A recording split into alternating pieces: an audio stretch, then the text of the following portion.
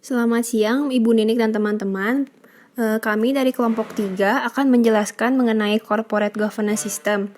Perkenalkan, anggota kelompok kami yang pertama ada Ketut Kartikasari dengan NIM 172114042. Yang kedua, Anneke Venta Agrisa Enjaris dengan NIM 172114051. Kemudian Natania Giovanni Rusli dengan NIM 172114052. Kemudian ada Claudia Angelina Putri dengan NIM 172114067. Selanjutnya ada Elizabeth Noviliana dengan NIM 172114078.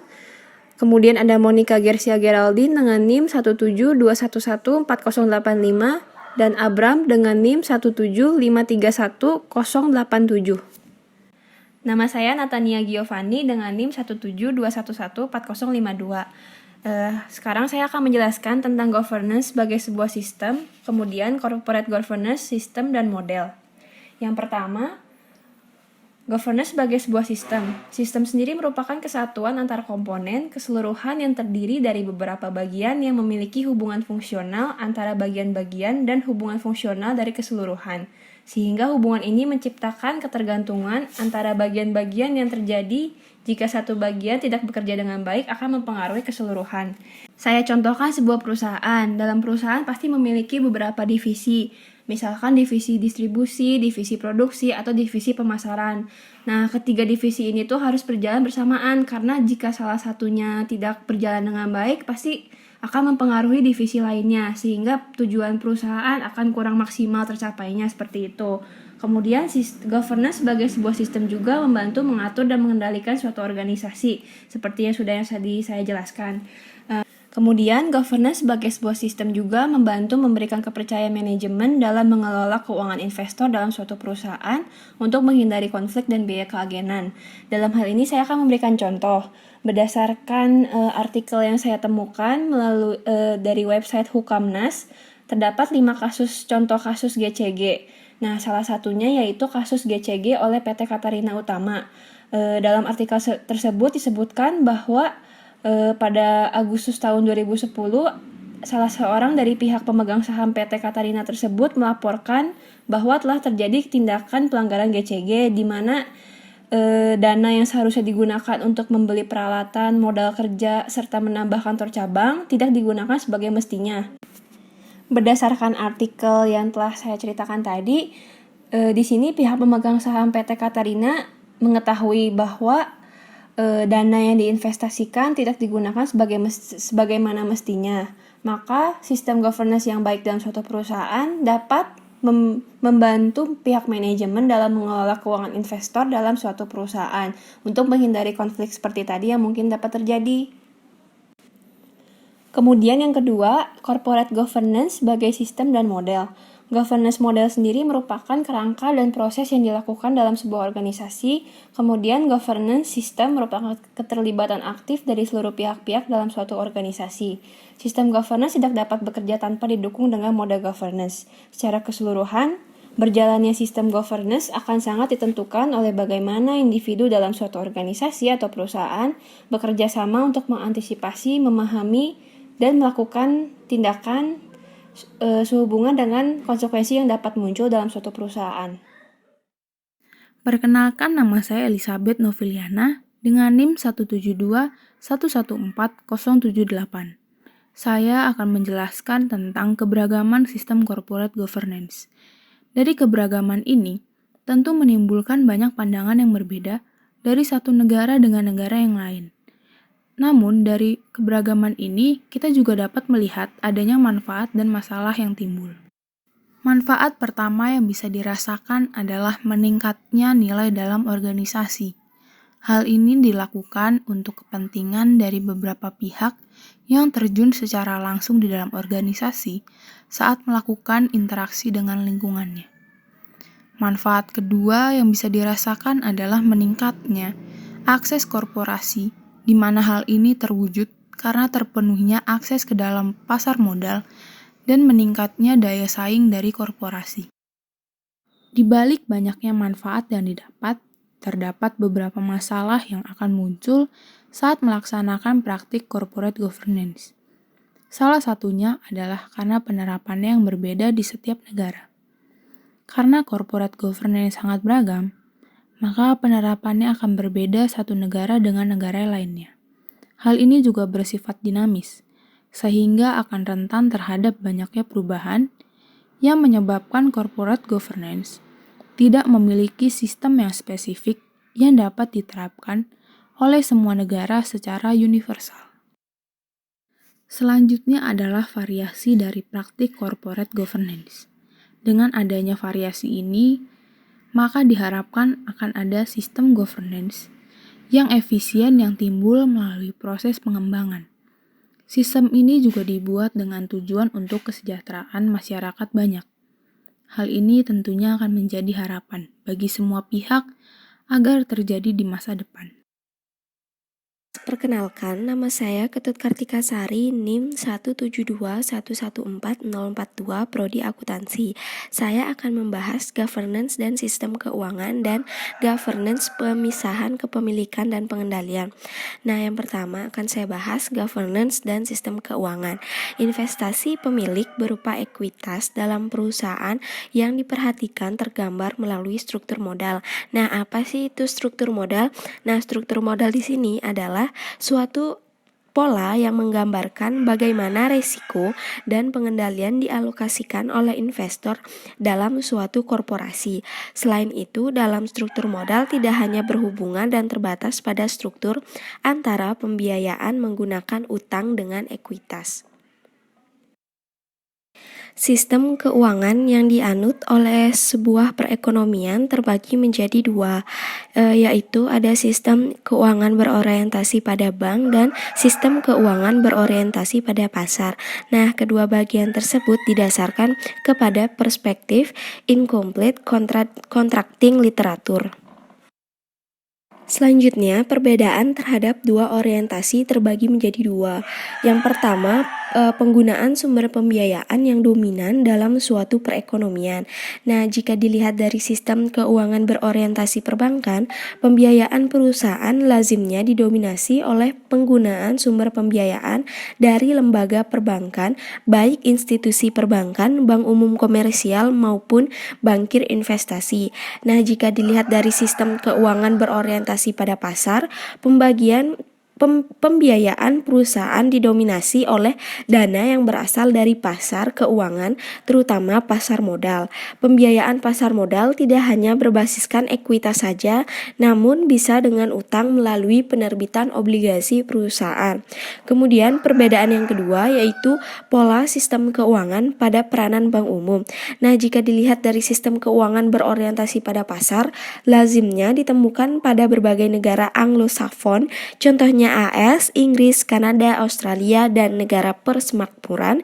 Jika dilihat dari sistem keuangan berorientasi perbankan, lazimnya ditemukan pada berbagai negara Eropa daratan, serta Jepang. Nah, sistem keuangan ditujukan untuk dapat membantu mengidentifikasikan dan menjelaskan perilaku perusahaan, khususnya dalam menemukan solusi atas teori keagenan. Kemudian, mekanisme struktur modal yang digunakan menggunakan sumber pembiayaan secara umum bertujuan untuk memaksimalkan nilai perusahaan dan kesejahteraan pemegang saham. Nah, suatu kemampuan perusahaan dalam mengelola struktur modal merupakan salah satu indikator kemampuan mengelola risiko atas setiap pengambilan keputusan penggunaan sumber pembiayaan. Kemudian, risiko sumber pembiayaan di sini suatu perusahaan dalam mempertimbangkan komposisi penggunaan utang dibandingkan ekuitas sehingga meningkatkan nilai perusahaan dan memaksimalkan kekayaan stakeholder. Nah, contohnya mekanisme struktur modal pada perusahaan go public, yang mana perusahaan go public menggunakan sistem keuangan kepada perbankan. Namun diharapkan agar perusahaan go public menggunakan sumber pembiayaan berbasis pasar juga sehingga dapat menghadapi persaingan bisnis dengan baik. Nah, tujuan dalam mengelola struktur modal di sini sebagai upaya untuk meningkatkan nilai perusahaan serta memperkuat posisi bersaing. Selain itu, ada manfaat atas efektivitas penggunaan sumber pembiayaan adalah untuk mempunyai kemampuan dalam memberikan kontribusi terhadap peningkatan nilai perusahaan di masa mendatang.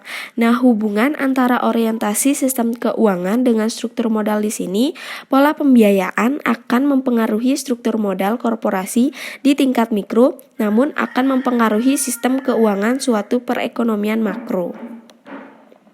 Selanjutnya, governance, pemisahan kepemilikan dan pengendalian.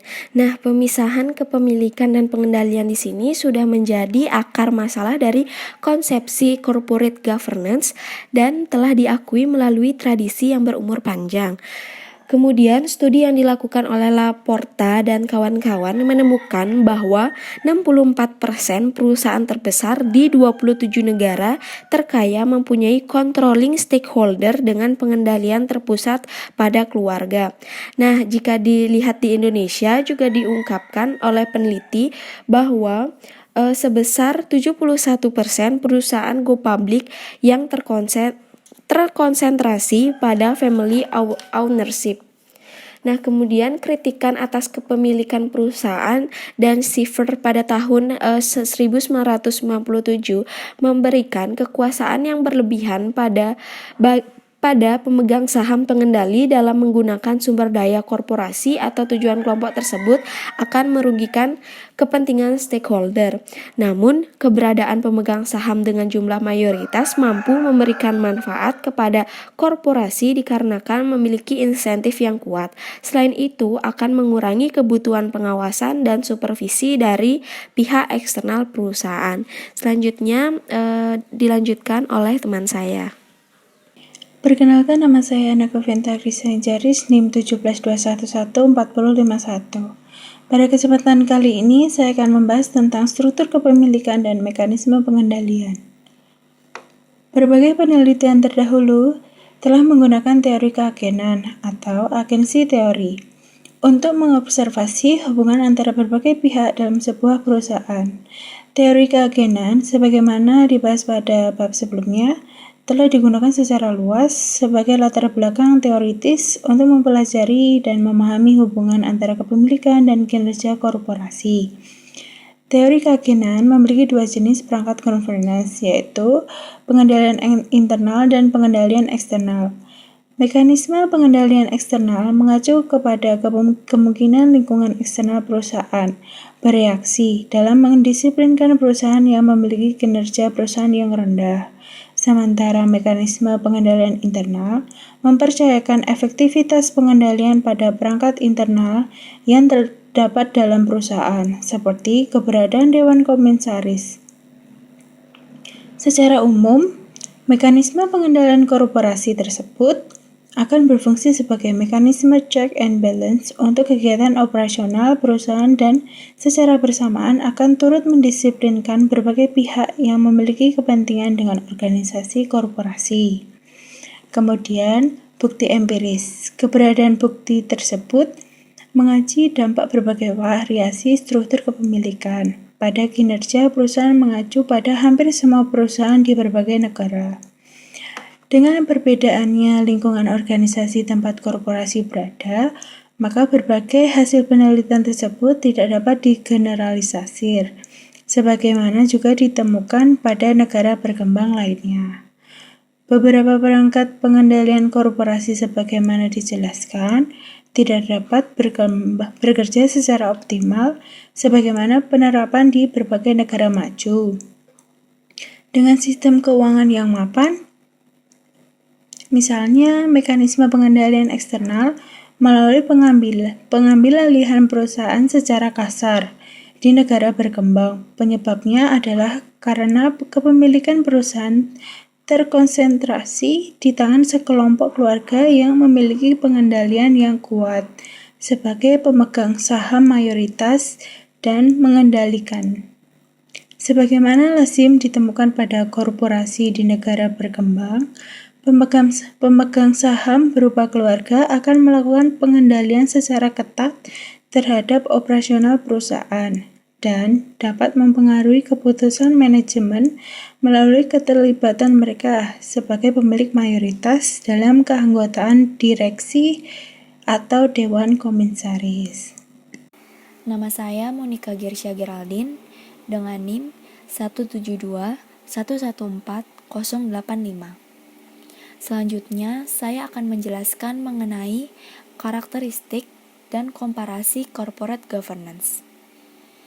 Sebagaimana yang telah dijelaskan pada slide sebelumnya, bahwa corporate governance ini bersifat dinamis seiring dengan berjalannya waktu, di mana tidak terdapat satu model corporate governance yang spesifik untuk diterapkan pada setiap perusahaan di berbagai negara. Sistem governance untuk keperluan komparasi sendiri diklasifikasikan berdasarkan bentuk sumber pembiayaan, di mana dibagi menjadi dua bagian. Yang pertama adalah market dominate, di mana penggunaan sumber pembiayaannya didominasi oleh dana yang berasal dari pasar keuangan. Sedangkan yang kedua adalah bank dominate. Sumber pembiayaan perusahaan didominasi oleh penggunaan dari lembaga perbankan, baik institusi perbankan komersial maupun bankir investasi. Selanjutnya merupakan sistem corporate yang dianut di Indonesia memiliki karakteristik sebagai berikut. Yang pertama, French Civil Law Tradition, di mana Indonesia mengadopsi tradisi hukum ini yang banyak digunakan juga oleh negara di kawasan Eropa. Yang kedua adalah two-tier board system, di mana Indonesia menggunakan sistem dewan dua tingkat, yaitu direksi dan dewan komisaris, seperti yang dijelaskan pada Undang-Undang Nomor 40 Tahun 2007, dijelaskan bahwa direksi berwenang dan bertanggung jawab penuh atas pengurusan perseroan untuk kepentingan perseroan. Sedangkan Dewan Komisaris bertugas melakukan pengawasan sesuai dengan anggaran dasar serta memberikan nasihat kepada direksi. Yang ketiga adalah the dominance concentrate ownership structure, di mana perusahaan di Indonesia didominasi oleh kepemilikan yang terstruktur. Struktur kepemilikan ini dapat berupa investor individual, pemerintah, ataupun institusi swasta. Yang keempat adalah heavy reliance on external sources of financing, di mana perusahaan menggunakan sumber pembiayaan korporasi yang secara dominan berasal dari pembiayaan eksternal. Seperti contoh, sebuah perusahaan akan mendirikan cabang perusahaan baru di kota yang berbeda. Dalam hal ini, perusahaan akan membutuhkan biaya untuk mendirikan perusahaan baru tersebut. Dalam hal ini, perusahaan dapat mengajukan pinjaman kredit dari bank yang dimana pendanaan tersebut merupakan external financing yang didapat melalui lembaga perbankan. Perkenalkan, nama saya Claudia Angelina Putri Laji Jawa dengan NIM 172114067. Sekarang saya akan menjelaskan tentang elemen sistem governance. Shaw pada tahun 2003 berpendapat bahwa pemahaman dari the system of governance dan the governance model itu krusial di dalam operasionalisasi konsep governance. Mengapa? Seperti yang dijelaskan oleh teman saya Fani tadi, bahwa governance model itu merupakan kerangka dan proses yang dilakukan dalam sebuah organisasi. Sedangkan the system of governance itu merupakan pihak-pihak yang terlibat aktif dalam suatu organisasi. Sehingga di sini keduanya tidak dapat dipisahkan. Sistem governance tidak dapat bekerja tanpa didukung oleh model governance. Atau dengan kata lain, sistem dan model governance ini merupakan satu kesatuan menyeluruh yang dapat berinteraksi dengan lebih baik sehingga dapat memberikan hasil yang optimal. Maka di sini perlu adanya upaya untuk memahami secara substantif dari proses organisasi di dalam the governance framework. Memahami secara substantif berarti memahami hubungan sebab akibatnya. Kerangka dan proses governance itu sendiri berhubungan dengan keputusan dan outcomes yang lalu. Selanjutnya, terdapat bagan yang membahas tentang elemen sistem governance yang membentuk suatu sistem corporate governance generic yang dikenal secara umum. Nah, di sini bisa kita lihat bahwa dalam kaitannya dengan kerangka governance, maka organ korporasi di sini yang menentukan tidak hanya dari pihak shareholders-nya saja atau hanya top management atau direksinya saja, tetapi juga oleh pihak stakeholders-nya atau perangkat board of directors atau dewan direksinya. Berdasarkan sudut pandang sistem thinking, hal tersebut berkaitan dengan kemampuan pimpinan puncak untuk menginterpretasikan feedback sebagai bagian dari hasil implementasi strategi dalam bentuk organizational learning. Di sini kita juga bisa melihat bahwa sistem governance itu terdiri dari 3 komponen utama yang saling berkaitan. Yang pertama itu ada governance structure atau struktur governance. Yang kedua adalah governance mechanisms. Nah, itu bisa dikatakan proses governance atau mekanisme governance. Yang ketiga adalah governance outcomes, yang berupa hasil yang diperoleh dari implementasi governance. Nah, di dalam governance structure itu terdapat corporate culture and values. Dan di dalam governance mechanisms itu terdapat governance principles. Dan di dalam governance outcomes terdapat corporate objectives and strategy. Yang selanjutnya adalah struktur governance. Nah, struktur governance ini penting untuk mendukung berfungsinya corporate governance dalam suatu korporasi secara efektif. Dan di sini juga ditentukan oleh beberapa faktor, yaitu manusia, people, pola seleksi mereka, selection, dan motif. Selanjutnya terdapat struktur tata kelola hierarki yang dikenal dalam literatur, yaitu yang pertama, Annual General Meetings of Shareholders atau AGMS, atau yang biasa kita kenal sebagai Rapat Umum Pemegang Saham atau RUPS. Dan yang kedua adalah The Board of Directors atau BOD. Itu merupakan kelompok pengawas dan pengelola perusahaan yang terdiri dari perwakilan pemegang saham mayoritas, pendiri perusahaan, kreditur utama, dan orang-orang yang berjasa pada perusahaan. Dan yang ketiga adalah The Executive Managers atau CEO. Namun, sistem ini pun dibedakan menjadi 2, yaitu Anglo-Saxon Model atau model yang menganut Common Law Tradition dan Continental European Model atau model yang menganut Civil Law Tradition. Nah, pada Anglo-Saxon Model ini ditandai dengan sistem dewan tunggal atau unitary atau single tier board. Sementara kalau Continental European Model ini dia menggunakan format sistem 2 tingkat atau two tier board system dengan perangkat organ korporasi yang terdiri dari RUPS, Supervisory Board, dan Management Board. Yang selanjutnya adalah mekanisme governance. Nah, mekanisme governance di sini dianggap penting karena dapat memberikan jaminan atau ensure kepada investor bahwa mereka dapat menerima pengembalian kembali atas investasi yang telah mereka lakukan.